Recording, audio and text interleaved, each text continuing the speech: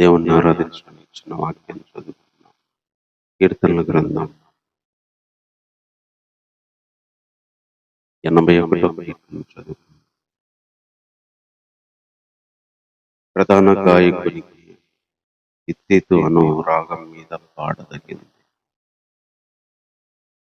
ఆసాపు కీర్తన ఇది. మనకు బలమై ఉన్న దేవునికి ఆనందగానం చేయుడి, యాకోబు దేవుని బట్టి ఉత్సాహధ్వని చేయుడి. కీర్తన ఎత్తుడి, కిలక తప్పెవగా పట్టుకొనుడి. స్వరమండలమును మనోహరమైన సితారాను వాయించుడి. అమావాస్య నాడు కొమ్ము ఊదుడి. మనము పండుగ ఆచరించు దినమగు పున్నము నాడు కొమ్ము ఊదుడి. అది ఇశ్రాయేలుకు కట్టడ, యాకోబు దేవుడు నిర్ణయించిన చట్టం. చిన్న మాట ప్రార్థన చేసుకున్నాం. ప్రేమ కలిగిన తండ్రి, నీకు వందనాలు చెల్లిస్తున్నాం. ఇంతవరకు పాటల్లో ఎందుకు వచ్చి మేము ఆయన ఆరాధించడానికి సహాయం చేశారు. అదేవిధంగా వాక్య తలంపులు మాకు ఇచ్చి, దేవా మీరు ఏమై ఉన్నారు, నువ్వు ఎలాంటి దేవుడో మరింతగా తెలుసుకొని హృదయపూర్వకంగా నిన్ను ఆరాధించే విధంగా మమ్మల్ని సిద్ధపరచమని ఈ ప్రార్థన మా రక్షకుడైన యేసుక్రీస్తు వారి నామములో ప్రార్థించి వేడుకుంటున్నాము. ఆమేన్. ఈ కీర్తన రాసింది మనకు చెప్తున్నాడు, ఆసాపు రాశాడు. ఆసాపు కీర్తన బైబిల్లో కొన్ని కీర్తనలు ఆసాపు గారు రాశారు.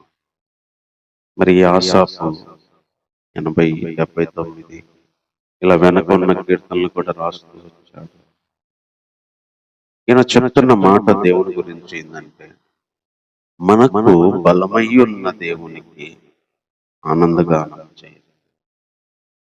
యాకోబు దేవుణ్ణి బట్టి ఉత్సాహధ్వని చేయండి, కీర్తన ఎత్తండి, కిలక తప్పెట పట్టుకోండి, స్వరమండలము మనోహరమైన సితార వాయించండి, అమావాస్య నాడు కొమ్ము ఊదండి, మనము పండగ ఆచరించే దినమగు పున్నమి నాడు కొమ్ము ఊదండి.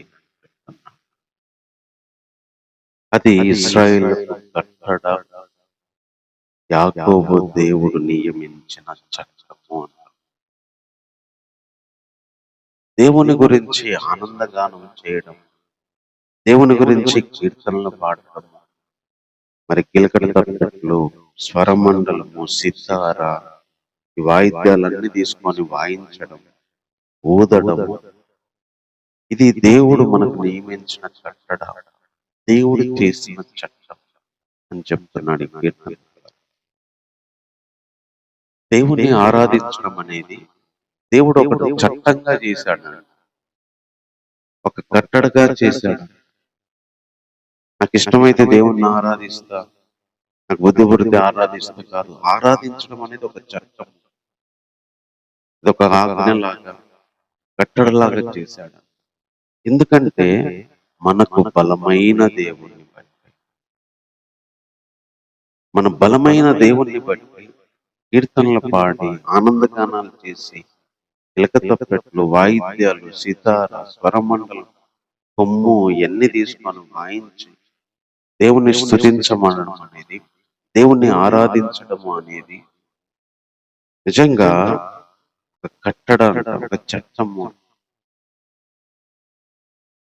ఈరోజు దేవుణ్ణి ఆరాధించడం అనేది ఒక చట్టం, ఒక కట్టడ, దేవుణ్ణి నియమించిన చట్టం. ఎందుకంటే మనకు బలమైన దేవుడు, మనకు బలమైన దేవుడు. అవర్ స్ట్రెంగ్త్ ఈజ్ గాడ్ అన్నమాట. మనకు బలమైన దేవుడు. ఆ మాటలోనే చాలా ధైర్యం మనకు వస్తుంది. మనకు బలమైన దేవుడు, మనకు బలమైన దేవుడిని బట్టి మనం స్తుతించి, వాయిద్యాలు వాయించి, కీర్తనలు పెట్టి, నోరెత్తి కీర్తనలు పాడి, మరి సితార వాయిద్యాలన్నీ వాయించుకుంటాం.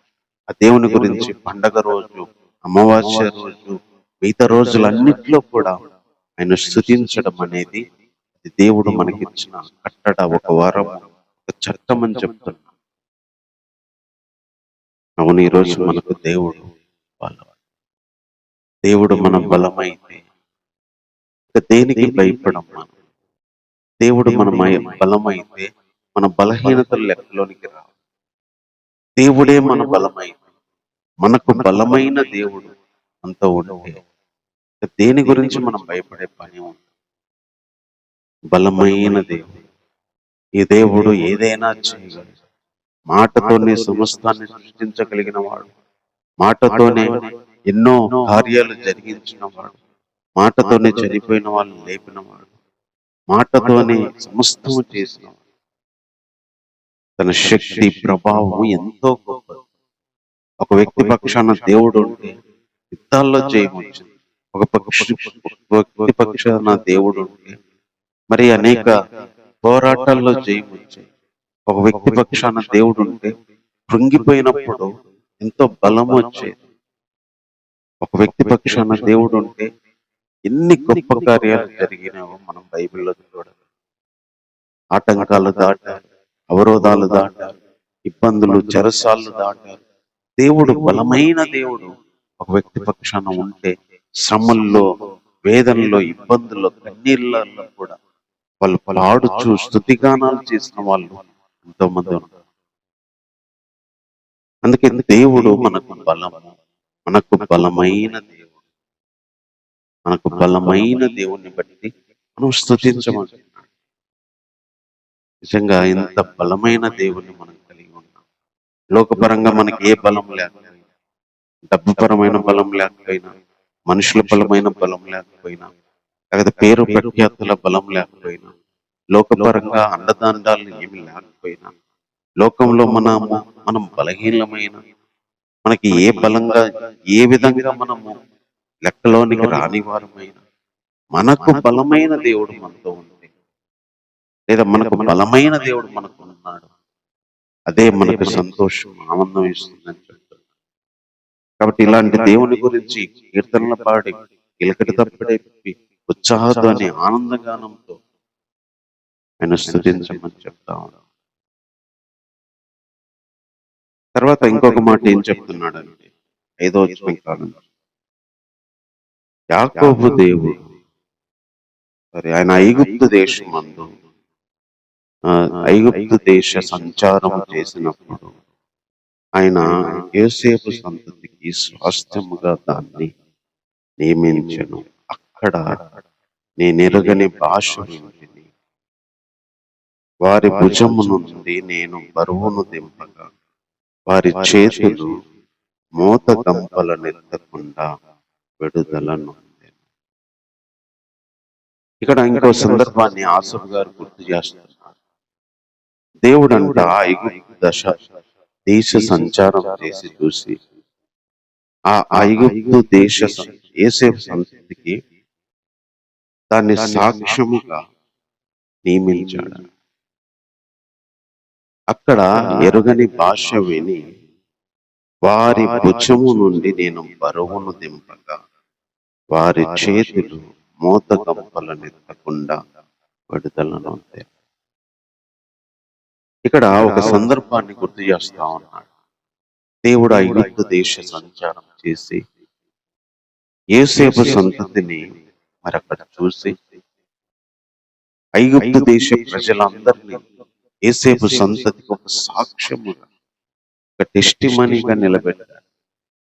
ఎలా అంటే వారి యొక్క భుజాల నుంచి బరువును దింపేసి వారి చేతుల్లో నుంచి ఆ మోత గంపలను ఎత్తకుండా విడిపించాడు. భుజాల మీద ఉన్న బరువు దింపేసి చేతులతో మొయ్యాల్సిన ఆ మోత గంపల బరువు దింపాడు. నిజంగా దేవుడు చాలా అద్భుతమైన సహాయాన్ని ఐగుప్తు దేశంలో చేశాడు. 400 ఏళ్ళు ఇశ్రాయేలు బాధపడుతున్నప్పుడు, వారు మూలుగులతో వెట్టి చాకరితో ఏడుస్తున్నప్పుడు ఆయన ఐగుప్తు దేశ సంచారం చేశాడు. వాళ్ళు చూశాడు. మోషేని పిలిచి ఎన్నో అద్భుతాలు చేసి వాళ్ళని బయటికి తీసుకొచ్చి ఐగుప్తులో ఇశ్రాయేల్ ప్రజల ఉనికి ఒక సాక్ష్యంగా నిలిపివేశాడు. చరిత్రలో అదొక మైలురాయిగా నిలబెట్టాడు. వారు చేస్తున్న మోతగంపల బరువు, వారి భుజాల మీద మొయ్యలేని భారాన్ని దింపివేశాడు. ఈరోజు మన జీవితాల్లో ఆయన సంచరించాడు. ఆ రోజు ఇశ్రాయేల్ ప్రజల విషయంలో ఐగుప్తుతో సంచరించి వారి బాధ చూసి వారి బరువు దింపి చేతుల్లో ఉన్న మొయ్యలేని ఆ భారాన్ని విడుదల చేసిన ఆ దేవుడే ఈరోజు మన బరువును దింపేవాడు, మన జీవితంలో సంచరించేవాడు, మన జీవితంలో జరిగే వాటన్నిటిని చూసేవాడు, వాటన్నిటిని మన జీవితంలో ఒక మైలురాయిగా ఒక సాక్ష్యంగా నిలిపేవాడు. వాటన్నిటిలో విడిపించి వాటన్నిటిలో నుంచి బయటికి తీసుకొచ్చి ఏ పరిస్థితుల గుండా మనం వెళ్తున్నామో ఆ కఠినమైన దాస్య బాధను, ఆ వెట్టి చాకిరి బాధను మన జీవితంలో అనుభవించిన కన్నీళ్ల బాధను వాటి నుంచి అద్భుతంగా విడిపించి మన జీవితంలో విడుదలనిచ్చేవాడు, బరువు దింపేవాడు, భుజాల మీద బరువు దింపేవాడు, చేతుల మోత బరువును దింపేవాడు. నిజంగా ఇశ్రాయేల్ ప్రజలు ఐగుప్తులో ఉన్నప్పుడు మూలిగినారు, చాకిరి చేయలేక విసిగినారు. ఈరోజు అలాంటి మూలిగే మన జీవితం గురించి మూలుగవచ్చు, మన పరిస్థితుల గురించి మూలుగవచ్చు, మన సిచ్యువేషన్ గురించి మూలుగవచ్చు. మొయ్యలేని భారాన్ని మోస్తూ ఉండొచ్చు, మొయ్యలేని బరువుతో మన చేతులు బరువెక్కిపోవచ్చు, మన హృదయం బరువెక్కిపోవచ్చు, మన ఆలోచనలు బరువెక్కిపోవచ్చు. ఆ భారాన్ని దించేవాడు ఆయన. బరువు వాళ్ళ భుజాల నుంచి దించి వాటిని తేలిక చేసినట్టు చేతుల్లో నుంచి మోత బలాన్ని, మోత బరువును దించి తేలిక చేసినట్టు ఈరోజు మనం మోస్తున్న భారం, అది ఆర్థికపరమైన భారమైన, ఆత్మ సంబంధమైన భారమైన, మానసిక భారమైన, శరీర భారమైన భారమైన, అనారోగ్య భారమైన, ఏ భారమైన ఈరోజు మనం బరువును దింపేవాడు. ఆ రోజు వాళ్ళ భుజాల నుంచి దింపిన ఆయనే ఈరోజు మనం బరువును దింపేవాడు. దానికోసం ఆయన మన దగ్గరికి వచ్చేవాడు, మన దగ్గరికి వచ్చి సంచరించేవాడు, మనం చూసేవాడు. చూసి తన ప్రవక్తను ఆ రోజు మోషేను పంపించినట్టు ఈరోజు ఇశ్రాయేల్ ప్రజలను విడిపించడానికి, ఈరోజు మనల్ని కూడా విడిపించడానికి యేసుక్రీస్తును పంపించు, పరిశుద్ధాత్మ దేవుని పంపిస్తాడు, పరలోక సహాయాన్ని పంపిస్తాడు. కాబట్టి ఒక అద్భుతమైన విషయాన్ని ఇక్కడ ఆసాపు చెప్తున్నాడు. దేవుడు సంచారం చేసి వాళ్ళ భుజాల బరువు, వాళ్ళ చేతుల బరువు దింపివేశాడు. వాళ్ళ జీవితంలోనే ఐగుప్తు అనేది ఒక సాక్ష్యముగా నిలిపాడు. మన జీవితంలో కొన్ని బరువులు, కొన్నేళ్ల బాధ, కొన్నేళ్ల వెట్టిచాక, కొన్నేళ్ల శ్రమ, కొన్నేళ్ల ఇబ్బంది అంతా కూడా ఇవన్నీ మన జీవితంలో ఒక సాక్ష్యంగా నిలిపే దేవుడు ఈరోజు మనం ఆరాధించడానికి వచ్చిన దేవుడు.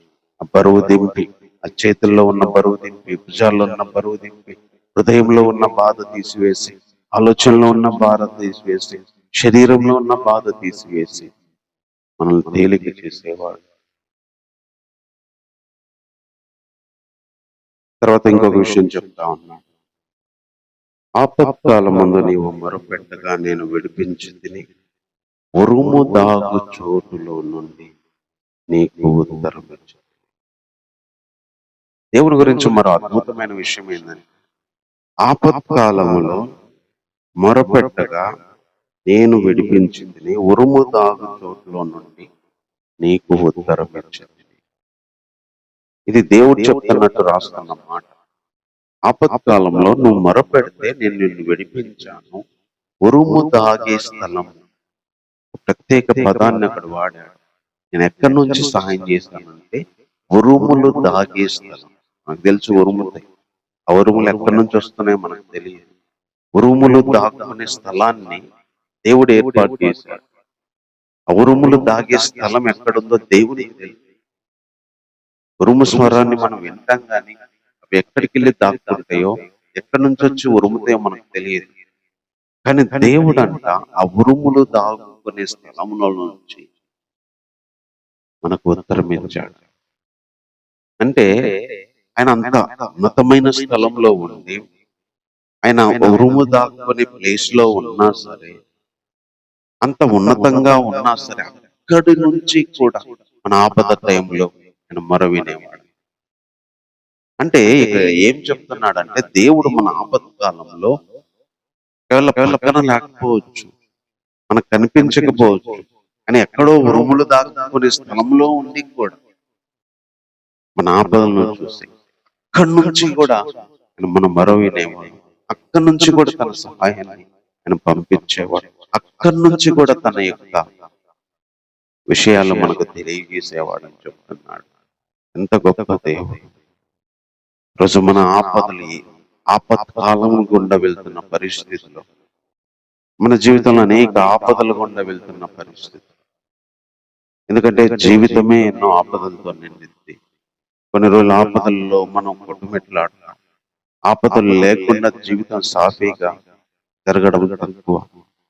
కానీ అలాంటి ఆపత్కాలాలు ఏ రూపంలో ఎప్పుడొచ్చిందో, కొన్ని ఆపదలు వచ్చినప్పుడు మనం దేవునికి మొరపెట్టగానే ఆయన ఉరుము దాక్కునే స్థలములో నుంచి మనకు ఉత్తరం ఇస్తాడు. అక్కడి నుంచి మనకు సమాధానాన్ని పంపిస్తాడు, సహాయాన్ని పంపిస్తాడు. నిజంగా ఎంత గొప్ప దేవుడిని మనం కలిగి ఉన్నాం. తర్వాత ఇంకొక మాట చెప్తున్నాడు, ఇంకా 8వ వచనం కాంచి చివరి వరకు, నా ప్రజలారా ఆలకింపుడి, నేను మీకు సంగతి తెలియజేయుదును. యో ఇశ్రాయేలు, నీవు నా మాట వినిన ఎడల ఎంత మేలు. అన్యుల దేవతల్లో ఒక్కటి నీలో ఉండకూడదు. అన్యుల దేవతల్లో ఒకదాన్ని నువ్వు పూజ చేయకూడదు. ఐగుప్తు దేశంలో నుండి నిన్ను రప్పించిన నీ దేవుడు నాకు యెహోవాను నేనే. నీ నోరు బాగుగా తెరువు, నేను దాన్ని నింపిదను. అయినను నా ప్రజలు నా మాట ఆలకింపకపోయిరి, ఇశ్రాయేలీయులు నా మాట వినకపోయిరి. కాబట్టి వారు తమ స్వకీయ ఆలోచనను బట్టి నడుచుకున్నట్టు వారి హృదయ కాఠిన్యమునకు నేను వారిని అప్పగించితిని. అయ్యో, నా ప్రజలు నా మాట వినిన ఎడల, ఇశ్రాయేలు నా మార్గంలో అనుసరించి నడిచిన ఎలా ఎంత మేలు. అప్పుడు నేను వేగిరమే వారి శత్రువులను అనగదొక్కెదను, వారి విరోధులను కొట్టుదురు. యెహోవాను ద్వేషించు వారు వారికి లొంగుదురు. వారి కాలము శాశ్వతంగా ఉండును. అతి శ్రేష్టమైన గోధుమలను అనుగ్రహించి నేను వారిని పోషించును. కొండె తేనెతో నేను తృప్తిపరిచాను. ఈ వచనాలన్నింటిలో ఒకటే చెప్తున్నాడు దేవుడు, ఇశ్రాయేలు నా మాట విని ఎంత బాగుంటుంది. ఇశ్రాయేలు ప్రజలు నా మాట విని నేను చెప్పింది ఆలకించింది ఎంత బాగుంది. కానీ వాళ్ళు వినలేదు, వాళ్ళు ఆలకించలేదు, వాళ్ళకి ఇష్టం వచ్చినట్టు నడిచారు. అదే వినింటే వాళ్ళ నోరు బాగుగా తెరువు, నేను తృప్తిపరుస్తాను, నింపుతాను అన్నాడు. అదే వినింటే వేగిరమే శత్రువులను అనగదొక్కేదను, విరోధులను కొట్టేసేవాడిని, ద్వేషించేవారిని లొంగజేసేవాడిని, అతి శ్రేష్టమైన గోధుమలతో తృప్తిపరిచేవాడిని, కొండ తేనెతో తృప్తిపరిచేవాడిని అని చెప్తున్నాడు. దేవుని మాట వింటే శత్రువులను అనగదొక్కేవాడు. దేవుని మాట వింటే మంచి గోధుమలతో తృప్తిపరిచి నోరు బాగుగా నింపి తెరిచితే నింపేవాడు, కొండ తేనెతో తృప్తిపరిచేవాడు. అంటే ఇక్కడ వాళ్ళు చేయలేకపోయారు కాబట్టి నేను అవి చేయలేదు, అదే వాళ్ళు నా మాట వినింటే నేను ఇలా చేసేవాడిని అని చెప్తాను. ఈరోజు మనం ఆరాధించాలని వచ్చిన దేవుని మాట విని, దేవుడు చెప్పేది ఆలకిస్తే, దేవుడు చెప్పినది చేస్తే మంచి గోధుమలతో తృప్తిపరిచేవాడు, కొండ తేనెతో తృప్తిపరిచేవాడు. నోరు తెరిస్తే దాన్ని బాగుగా తెరిస్తే నింపేవాడు, శత్రువులను అనగదొక్కేవాడు, విరోధులను అనగదొక్కేవాడు. ఈరోజు మనం ఎలాంటి దేవుడు అంటే, మనము దేవుని మాట వింటే మన జీవితంలో శత్రువులు లేకుండా పోతారు, సమస్యలు లొంగిపోతారు, అవరోధాలు లొంగిపోతాయి, ఆటంకాలు లొంగిపోతాయి. దేవుని మాటలు మనం వింటే మన జీవితాన్ని శాంతిప్రదంలోనికి నడిపించేవాడు ఆయన. మన మీదికి రేగిన సాతాను శత్రువులైన, అపవాది శత్రువులైన, శరీరపరమైన శత్రువులైన, మానసికపరమైన శత్రువులైన దేవుని మాట వింటే వాటిని తీసేవాడు. ఈరోజు ఎన్నోసార్లు ఆయన మాట వినకపోవడాన్ని బట్టే మన శత్రువులు మన నెత్తి మీదకి కూర్చుంటారు. ఈరోజు ఆయన తృప్తిపరిచేవాడు. ఆయన మాట వింటే తృప్తినిచ్చేవాడు. ఆత్మీయ జీవితంలో తృప్తి, శరీరపరంగా తృప్తి, ఆర్థికంగా తృప్తి, మానసికంగా తృప్తి ఇచ్చేవాడు. పండ తేనె మంచి గోధుమలతో మన నోరు నింపేవాడు. రోజు తృప్తి లేదండి. ఆయన మాట విని ఆయన ఇచ్చే ఆశీర్వాదాలు పొందలేని స్థితిలో. ఆయన మాట వింటే అతి శ్రేష్టమైన వాటితో తృప్తి వచ్చేవాడు. ఆయన మాట వింటే శత్రువులందరినీ అనగదొక్కి కంట్రోల్ చేసేవాడు. ఈరోజు అలాంటి గొప్ప దేవుడు మనం ఆరాధించడానికి వచ్చిన దేవుడు. మాట వింటే మన శత్రువులందరినీ అనగదొక్కేవాడు. మాట వింటే మన తృప్తితో, సమాధానంతో, సంతోషంతో, అతి శ్రేష్టమైన వాటితో మనల్ని ఆనందపరిచే దేవుడు. అది ఏ విధమైన ఆనందం, ఏ విధమైన తృప్తి అయినా, అది ఏ విధమైన సంతోషమైన మాట వింటే చేయగలిగిన వాడు. మన శత్రువులు మన మీదకి ఎక్కి మన మనసును, మన శరీరాన్ని కలచి వేస్తున్న వాటన్నిటిని కంట్రోల్ చేయగలిగిన వాడు మాట వింటే. కాబట్టి ఆయన మాట వింటే శత్రువులను అనగదొక్కి మనల్ని శ్రేష్టమైన వాటితో నింపగలిగిన దేవుడు. ఈరోజు మనం ఆరాధించాల్సిన దేవుడు. కాబట్టి మాటలను బట్టి కొద్ది నిమిషాలు దేవుణ్ణి ఆరాధన చేద్దాం. మనకు బలమైన దేవుడు. మన బరువులను మన భుజాల మీద నుంచి దింపడానికి మన దగ్గరకు వచ్చి చూసి మన చేతుల బరువు మోతల్ని దింపేవాడు ఆయన. రోజు ఏ భారం మనం మోస్తున్నా, అది ఏ రూపంలో ఉన్న భారమైన, ఇది మానసికంగా భారమైన, శరీరపరమైన భారమైన, ఆర్థిక భారమైన, అనారోగ్య భారమైన, మన భారాన్ని దింపేవాడు, తేలిక చేసేవాడు, ఫ్రీ చేసేవాడు. మన ఆపత్కాలములో ఆయన ఉరుముదాక్కునే చోట నుంచి మనకు ఉత్తరం ఇచ్చేవాడు. అంత ఉన్నత స్థలంలో నుంచి కూడా చూసి పరిస్థితుల సహాయం. ఎంతో మంది ఆయన మాట వినక శత్రువులతో పోరాటాలు, ఎంతోమంది ఆయన మాట వినక తృప్తి లేని జీవితాలతో బ్రతుకుతున్నారు. కానీ ఆయన మాట వింటే అతి శ్రేష్టమైన వాటితో, కొండ తేనెతో తృప్తిపరిచేవాడు. శత్రువులను అనగదొక్కి విరోధులను అణుచేవాడు.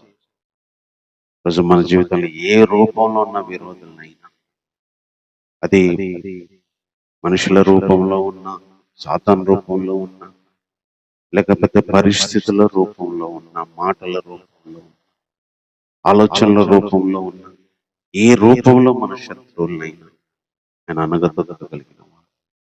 ఆయన మాట వింటే ఆయన అనగదొక్కి మంచి వాటితో సమాధాన, సంతోష, ఆనందాలతో మన తృప్తిగచ్చిన వాడు ఆయన. ఈరోజు మనం ఆరాధించడానికి వచ్చిన దేవుడు ఇంత గొప్ప దేవుడు, ఇంత మంచి దేవుడు. కాబట్టి కొద్ది నిమిషాలు ఆయన ఆరాధించు.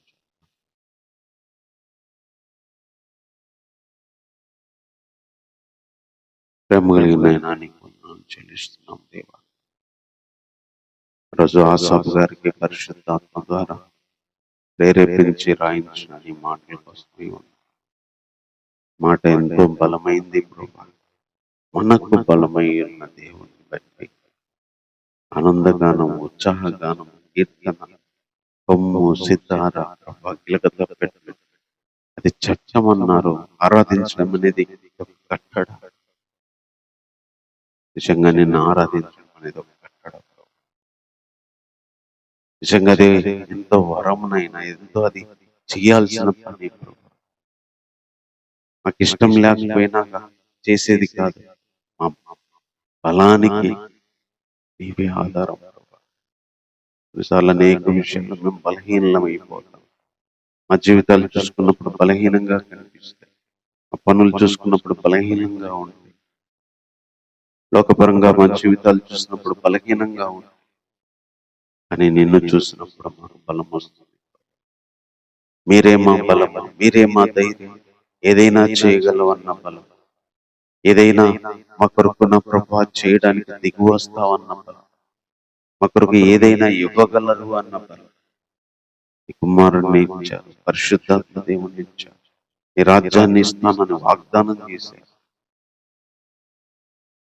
ప్రతి పాపిని కూడా తెచ్చుకుంటానని వాగ్దానం చేశారు. ఎలాంటి వారికైనా ధైర్యం ఇచ్చేది ప్రభా నీ అండదండాలు, నీ ధైర్యం ప్రభా, నీ బలము దేవ. రోజులాంటి గొప్ప దేవుడుగా మాకున్నందుకు వందనాలు చెల్లిస్తున్నాను. ఆ రోజు ఐగుప్తు దేశ సంచారం చేసి యాకోబు సంతతికి సాక్ష్యముగా దాన్ని నిలిపిన దేవ. వారి భుజభారమును దింపివేసి వారి చేతిలో మోతల బరువులు ప్రభా ఇప్పించిన దేవ.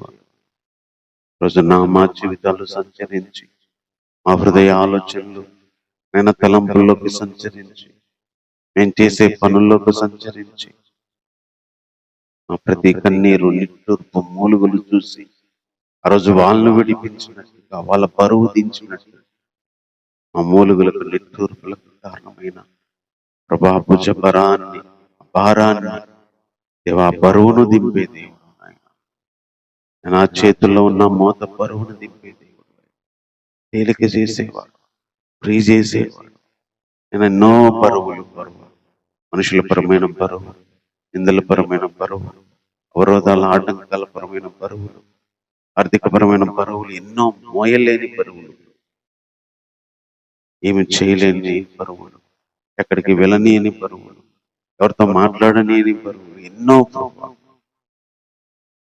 ఆ రోజు వాళ్ళను చూసి సంచారం చేసినట్టుగా మా జీవితాల్లో చూసి సంచారం చేసి మీరు విడిపించే దేవుడుగా, బరువులను దించే దేవుడుగా, చేతులున్న భారాలను దించే దేవుడుగా రోజు మాకున్నందుకు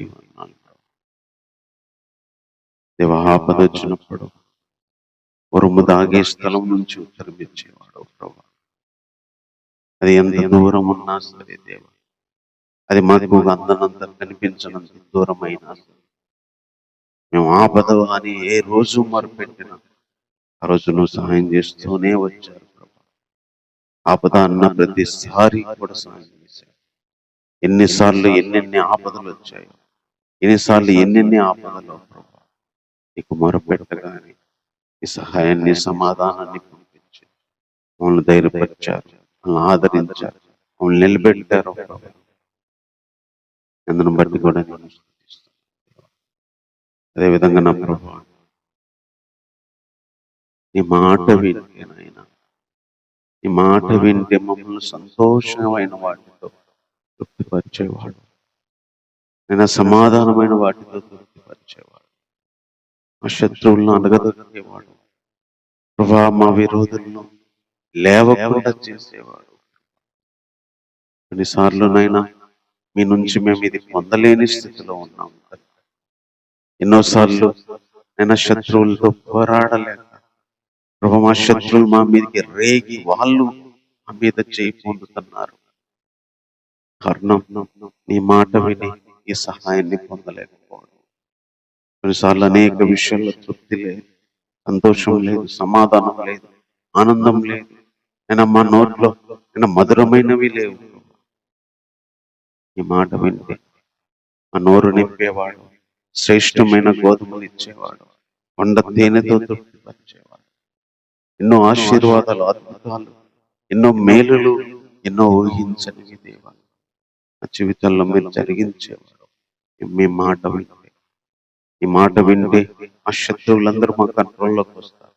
ఆ శత్రువులందరినీ మేము నగదొక్కుతాం దేవా. అలాంటి దేవుడి మాట మేము విని ఇలాంటి ధన్యతలు పొందుకునే వారిగా మేము ఉంటాము, ఉండగలము అని ప్రభా మీరు తెలియజేసిన నీ మాట నీ మాట వింటే మాకు ఆనందం. మీ మాట వింటే అలజడులు అణిగిపోతాయి. నీ మాట ఉంటే ఆవేదనలు అలిగిపోతాయి. నీ మాట వింటేనే మా మీదికి రేగే అది ఏ రూపంలో ఉన్న శత్రువైనా దిగిపోద్ది ప్రభువా. కొన్నిసార్లు నీ మాట వినకనే వాటిని మా మీదికి తెచ్చుకొని తృప్తి లేని, సమాధానం లేని కుదువలతో, అసమాధానమైన బ్రతుకుతో మేము బ్రతకాల్సి వస్తుంది. కానీ మాట వింటే ఎంత గొప్పగా సహాయం చేసి, ఎంత గొప్పగా తృప్తిపరిచి మమ్మల్ని నింపే దేవుడు అయినందుకు వందనాలు ప్రభువా. ఇలాంటి దేవునికి మేము ఏమిచ్చి నీ రుణాన్ని తీర్చుకోగలం? ఇంత మంచి దేవుని మేము ఆరాధించడానికి రోజు మాకు మీరు అండగా ఉన్నందుకై ప్రభువా, నీకేమించి మీ రుణాన్ని తీర్చుకోలేము. ఈ నా దీన స్తుతి మా రక్షకుడును మా ప్రభు అయిన యేసుక్రీస్తు వారి నామములో సమర్పిస్తున్నాము. ఆమేన్.